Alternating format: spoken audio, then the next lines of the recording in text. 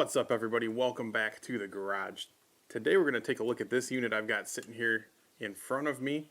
This is the ToAuto TMF6000B-V3. It's a bit of a mouthful, but this unit was sent to me by ToAuto for the purposes of this video. I just want you to be aware of that. But as always, the opinions and views expressed in this video are my own and unbiased. So what this is a propane melting furnace, and it's meant to melt down aluminum, copper, and other soft metals so that you can pour them or cast them into other shapes. So I've never cast anything myself. I'm aware of the process and understand how it all works. I just never have physically casted anything before, so this will be a first for me. And what I kind of want to do is take a look at this unit, and then we will do a couple test pours just to get the hang of things here. I don't have any projects right now that I need to cast anything for, but I do have some things planned in the future where this will come in super handy. So if you have a 3D printer, this is something that I would seriously look into, because you can print something out on your printer, press that into some casting sand, make a mold from it, and then cast that object in aluminum or other materials. And that can be a really handy thing to be able to do. So I do have a 3D printer. So down the road, I am going to try that and see how that all works out. And I think that'll be pretty cool. But for right now, we're going to take a look at the unit. And I've got some aluminum we're just going to cast into kind of a fun mold. So first thing, this is, as I've stated, a propane-fueled melting furnace. This particular model, the 6000 in the part number or model number, means that this is a 6 kilogram crucible that it comes with. And the 6 kilograms is based off copper. So if you're using other materials, that is going to change, but that is all outlined in the manual that is included with this. So definitely reference that if you're doing something different. Now, this unit is available on Amazon, and it is $199.99 normally, and it comes with everything we see here. We'll go over all that stuff. But currently, it is $199.99 with a $30 coupon, bringing your total down to $169.99. So take advantage of that if you're looking for something like this. There will be a link in the description below. So out of the box, this is pretty easy to put together. I've already gone ahead and done that and fired this up just to make sure everything was working properly, and I kind of knew what I was doing for this video. So this tube just goes in here and has a set screw here that you can tighten down with your thumb. You've got your propane line here going down to your tank that has a regulator and gauge on it. This controls your airflow just by twisting this in and out. And that's really all there is to it. There is a little piece of fire brick laying in the bottom of here, and this does have some ceramic wool to insulate this. So assembly is pretty straightforward. The only thing you really have to make sure of is that when you put this tube into this slot, inside of here, you got to make sure the end does poke through the ceramic wool that's in here so that you get good flow. You've also got to make sure that the port for the propane in this little brass tube is facing the direction of the furnace so that it flows in there freely and doesn't all come out the back here. A nice part about this furnace is that when you take this all apart, you can pack this up into a very small footprint and put it away when you're not using it, and it doesn't take up very much room. There is a hole in the top here for heat and air to escape, so you can stick things through the top and have it all kind of contained right here. So in the box, what you're going to get is this 6 kilogram crucible, which is a clay graphite blend. Then you're going to get your ingot mold, which appears to be mainly graphite. Just be aware, both of these things, you're going to see through this video, my hands are going to start turning black. They do leave residue behind if you touch them or put them on anything light colored, so just be aware of that.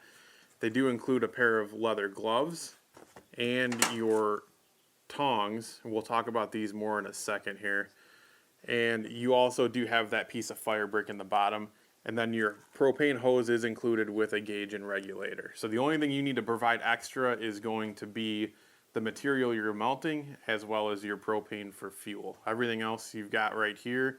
A torch will be handy because that'll allow you to preheat your mold as well as start the furnace. Inside of here, you can see that this does have firewall on the top, and then that same material is coating all sides and the bottom. I did have to kind of press this in to get everything to seal up pretty decently. This just rests on there. There is no latching mechanism or anything like that. So I shifted things around a little bit and got it all to seal up nice, and there's no issue there. So let's talk about these tongs real quick. It's nice that they include them. They seem pretty sturdy and will do the job just fine.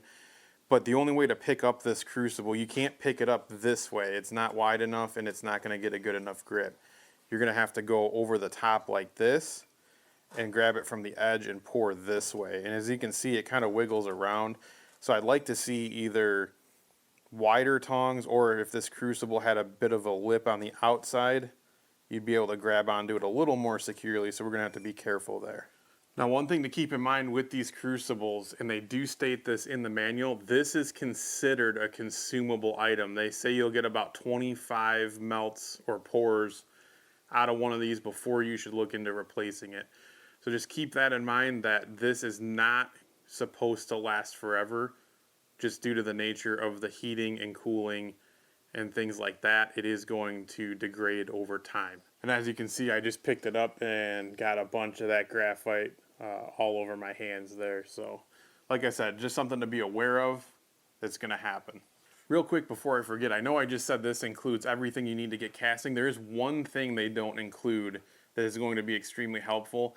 That's some sort of scoop or ladle to skim off the top of your metal before you pour it.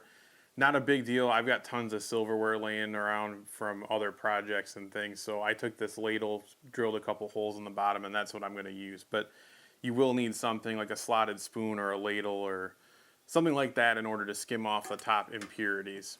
So what we're going to do today, like I said, we're not going to necessarily be using this unless I've got some extra aluminum, but I'm going to be melting down some aluminum that I've got in this bed pan. I'm just kidding, this isn't a bed pan, it's a strainer, but I was just using it to hold these pieces. It would not make a very good bed pan. I've got some aluminum here that was scrap. I've already cut it up. This is all pure aluminum. I did have to cut these up kind of weird just because there were some bushings inside these pieces that needed to come out and they weren't cooperating. So I just cut them and took them out that way. It doesn't matter, we're going to melt it anyway, right? So we're going to use some of that to get this into some cactus ingots from this mold. I believe this was a Lodge like cornbread mold. But my dad picked this up at an estate sale and used it for some of his casting to melt down some copper and stuff. So I'm going to make a few of these in aluminum, just something cool and different than a regular block is all. And we'll see how they turn out. All right, so there's not a lot to do to get this thing actually up and going. The only thing you need to do after you connect this hose is open this all the way. This is your airflow. So this comes out all the way. And then you're going to turn on your propane tank. And the regulator on here does have a gauge. It maxes out at 30 psi. So for this particular unit, they suggest starting at 20 psi to get it going and let this preheat for 3 to 5 minutes so that you don't crack the crucible and it gets warmed up. So that's what we're going to do first here, is get it up to the 20 psi, and then we'll light it with the torch. And after that, we'll start adding some aluminum in there and crank this up to 30 psi to get it melted, hopefully quickly. I wouldn't recommend doing this indoors, or at least in a closed indoor space. I'm in the garage, so once this is fired up, I am going to open the back door. I've also got the General Tool air filtration system up on the ceiling right above this table that I'm going to turn on. I just need to finish talking before I do it. So let's get this thing fired up and then we'll come back and check on it here in a little bit. Now that that's in there, I'm going to turn the propane on and adjust the gauge. You'll hear that propane start coming out of here, and then we'll get her lit.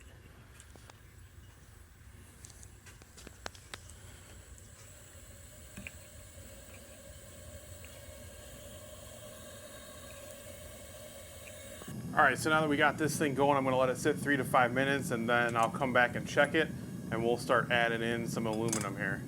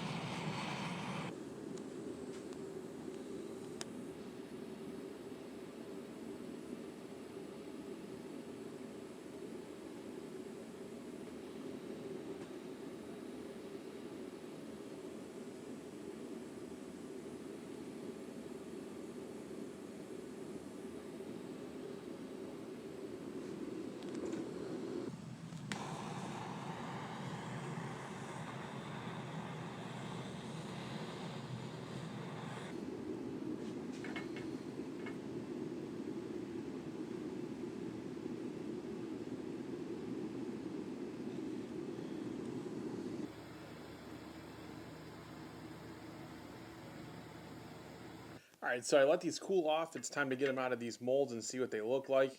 They're probably not going to be the best just because this was my first time casting anything and my technique and stuff has a long way to go. But I will say that this furnace did exactly what it was supposed to do, and it did it fairly quickly. I was surprised. It maybe only took 15 minutes to get all that aluminum melted down and skimmed off. I will say that my thoughts about these tongs in that crucible were pretty spot on. It didn't feel very secure lifting it with these, and it worked out just fine as you guys saw, but I would like something a little more secure feeling, and part of that may have been due to my experience as well. You can buy new tongs relatively cheaply on Amazon and other places. I'll throw a few links in the description. But I think in my case, next time I have the forge fired up and some free time, I am going to probably forge myself a new set of tongs for this. So with that being said, let's get these out of these molds and see what they look like. These are pretty much cool to the touch on the outside, so that one came out just fine, didn't stick or anything. And it's not perfect by any means. Like I said, I probably could have skimmed some more impurities out of this, and I was a little unsteady when I was pouring, but I mean, that's a block of aluminum there. So, and now let's see if I can get these cactuses out of here. This front one here is going to be a little messed up looking, and this back one's going to probably look a little nicer.